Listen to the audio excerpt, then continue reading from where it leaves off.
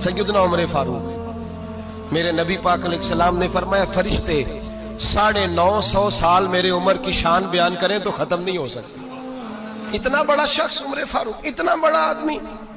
एक दिन ऐलान किया उमर फारूक ने, लोगों मस्जिद में आओ, बात करनी है। अमीरुल मोमिनीन का पैगाम है, सारे मस्जिद में आ जाए। खचाखच मस्जिद नबी सहाबा से भर गई। और ऐसा जब ऐलान होता था तो सहाबा दौड़ के आते थे, शायद को जंग है, शायद किसी ने हमला कर दिया है, शायद कोई नई बात है। दौड़े आए लोग, मस्जिद नबी खचाखच भर गई। सैयदना फारूक आजम रदी अल्लाह तआला अन्हु मिंबर पे बैठे। हजरत अब्दुर्रहमान इब्ने औफ रदी अल्लाह तआला अन्हु फरमाते हैं कि सहाबा तजस्सुस के देख रहे हैं कि पता नहीं किसी तरफ से पैगाम नहीं आ गया, कोई काफिर हमला नहीं करने लगा, अल्लाह जाने क्या हुआ है, बड़ी परेशानी है। उमर बैठे, अल्लाह की हम्द की, नबी पाक सल्लल्लाहु अलैहि वसल्लम पर दुरूद पढ़ा और फिर उमर फारूक बोले, फरमाने लगे, मैं जब मक्के में रहता था ना तो कभी घर में कहत आ जाता था, कभी कहत आता था घर में, बकरियों के दूध खुश्क हो जाते थे, गंदम नहीं मिलती थी, पानी नहीं होता था। तो फरमाया मेरी अम्मा मुझे खाला के घर भेज देती थी। कबीला बनु मखजूम, उस कबीले में मेरी खाला की शादी हुई थी तो वो मालदार लोग थे, उनके पास ज्यादा बकरियां, ज्यादा ऊंट, ज्यादा गायें, ज्यादा खेत थे।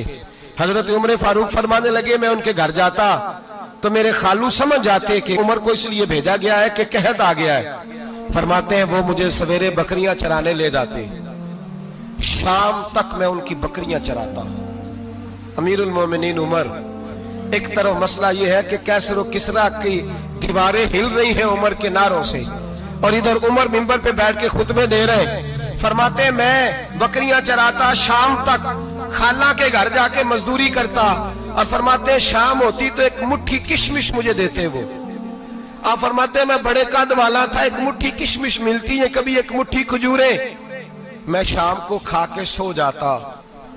कई महीने यूं ही गुजरते तो मेरी अम्मा का पैगाम आता कि हालात सही हो गए, मेरे बेटे को भेज दो। ये बात कही, हजरत उमर रोने लगे और फिर कहने लगे, अब वो वक्त आया है कि लोग मुझे अमीरुल मोमिनीन उमर कह के पुकारते हैं। बस ये दो बातें की।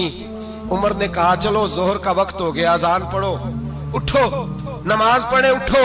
अजान हुई, इकामत हुई, जनाबे उमर ने नमाज पढ़ाई, लोग चले गए तो सैयदना अब्दुर्रहमान इब्ने औफ यराना था जनाबे उमर से, बाजू पकड़ के कहने लगे, उमर सियाना बंदा यार, तू ये दो बातें सुनाने के लिए इतना मजमा इकट्ठा किया था, ये दो बातें कहने के लिए कि मैं खाला के घर जाके मजदूरी करता था तो एक मुट्ठी किशमिश मिलती थी, एक मुट्ठी खजूरें, ये कहने के लिए कि मैं बकरियां चराया करता था। तो हजरत उमर फारूक रदी अल्लाह तआला अन्हु फिर रोए, फिर आंखों में आंसू आए। कहने लगे, अब्दुर्रहमान आज ना मिस्र शाम से कुछ लोग आए थे और वो बता रहे थे कि उमर तेरा डंका वहां भी बड़ा बजता है। वो मुझे कह रहे थे तेरे नाम के वहां भी बड़े दबदबे हैं, बड़े तज़किरे हैं। तो मेरा नफ्स मुझे कह रहा था, उमर देखा तू यहां बैठा है और वहां तेरे नाम का शोर हो रहा है, मुझे इसने बड़ा किया है। तो मैंने आज मुस्तफा के सारे गुलाम इकट्ठे करके अपनी औकात बता दी है। मैंने अपनी औकात बताई है कि मैं कुछ नहीं, कोई शय नहीं, कोई चीज ही नहीं, असी किसे से कुछ नहीं जे लगदे, ना कोई साडा दर्दी। मैंने बताया है कि मैं तो किसी के बकरियां चरा के एक मुट्ठी किशमिश लेके गुजारा किया करता था। गुजारा मुझे मेरे कुछ साथी ना ले गए गुजरांवाला, सर्दियों के मौसम में मुझे कहने लगे स्वेटर पसंद कर ले अपनी मर्जी का। तो मैंने कहा यार मुझे तो वही मजा आता है जो मेरी अम्मा क्रोशिये से बनाया करती थी, वही वो पहले अब्बा पहनते थे, फिर वही स्वेटर बड़ा भाई पहनता था, फिर हमारे खाते में आ गया। और फिर उसकी तारीफें होती थी गुर्बत छुपाने के लिए, उसकी तारीफें होती थी, बड़ी मेहनत से बना है जी, क्या बात है, बड़ा गर्म है, तो अब छोटे भाई को दे दिया जाए। हमने कहा वही जमाना देखा है, वही रंग देखा हुआ है और उस पर फख्र है। अब तो लोग जब कुछ हो जाता है ना, 2-4 लोग जानने लगते हैं तो लोग फटाफट दावा कर देते हैं खानदानी रईस आज़म हूं, बड़ी बात है। ऐसी कोई बात नहीं, जिसको अपना आप याद रहता है उसे खुदा भी याद रहता है, जिसे अपना आप याद रहता है उसे रसूलुल्लाह भी याद रहते हैं, जिसे अपना आप याद रहता है उसकी नजर में दूसरे लोग भी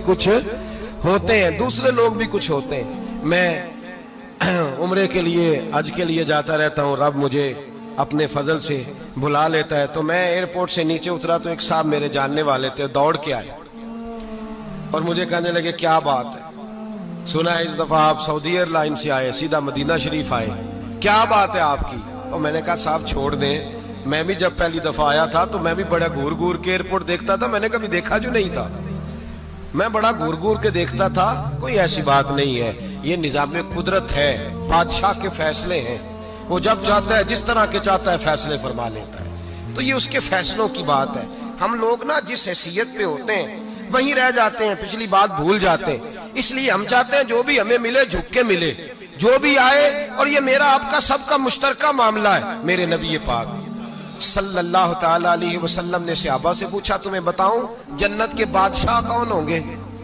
जन्नत के आम लोग नहीं, जन्नत के, बोलिएगा जरा, जन्नत के अल्लाह बादशाह। जन्नत में तो जाना बड़ी बात है, हुजूर जन्नत का भी बादशाह, इब्ने माजा में लफ्ज है, तुम्हें पता है जन्नत के बादशाह कौन होंगे? तो मेरे मुस्तफा करीम सल्लल्लाहु ताला अलैहि वसल्लम के गुलामों ने कहा हुजूर हमें नहीं पता।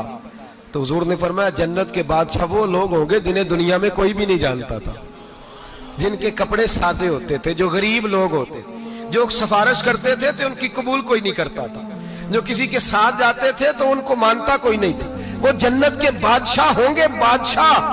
और फरमाया क़यामत के दिन जब लोग उन्हें देखेंगे तो उन पर फख्र करेंगे, रश्क करेंगे, कहेंगे क्या बात है तुम्हारी। यहाँ तो शौक ही बड़ा है, गरीबों ने भी पोस्टर बनाए हुए हैं, डाकुओं, लुटेरों, चोरों की तस्वीरों के साथ लगवाए हुए, अपने आप को बड़ा करने के लिए। आज ही इख्तियार करें, आज ही इख्तियार करें, अपने आप को मिटाने की कोशिश करें। रब करीम के बंदे आगे बढ़ बढ़ के अपना आप दिखाते नहीं, बड़ा शौक है, पहले फोटो खिंचा लो, बाकी बातें बाद में होंगी, पहले वीडियो बना लो, बाकी कुछ और बाद में होगा, पहले। अब तो परसों तरसों मुझे एक मौलाना कहने लगे कि आपसे मैंने, वो यहाँ जुमा पढ़ने आते हैं कभी कभी, मेरे दोस्त हैं, कहते हैं आपसे मैंने सुना था कि अगर कोई उस नबी पाक का फरमान है, अगर कोई नजराना दे तो उसको ले लो, अगर कोई तोहफा दे तो उसको, हुजूर ने फरमाया ले लो, अगर तुम्हें को देता है, अपनी मर्जी से, मांगना मना है, कुछ दे दे तो ले लो, वरना एक वक्त आएगा तुम मांगोगे तुम्हें मिलेगा नहीं, जब को दे दे तो ले लो। कहने लगे आपने कहा था को दे दे, तो उस वक्त से मैं, कोई सूट देता है मुझे मेरी मस्जिद का नमाजी तो मैं ले लेता हूँ, कोई मुझे कोई और शायद देता है तो मैं आपसे सुन के, तो अगर मेरी मस्जिद का नमाजी सूट पकड़ाते साथ फोटो भी खींचे तो फिर मेरे लिए क्या हुक्म है? वो खुशबू की डब्बी देते हुए साथ फोटो भी खींचे, फिर मेरे लिए क्या हुक्म है? कहने लगे रमजान में ये हाल हुआ है कि लोग कपड़े दे रहे थे और फोटो खींच रहे थे, क्या चक्कर है, कहां चले गया? गरीब आदमी की इज्जत नफ्स को कुचल डाला पकड़ के। एक जोड़ा साल के बाद इमाम को दिया, उसकी भी तस्वीर खींच के फेसबुक पे दे डाली। ये हमारी आज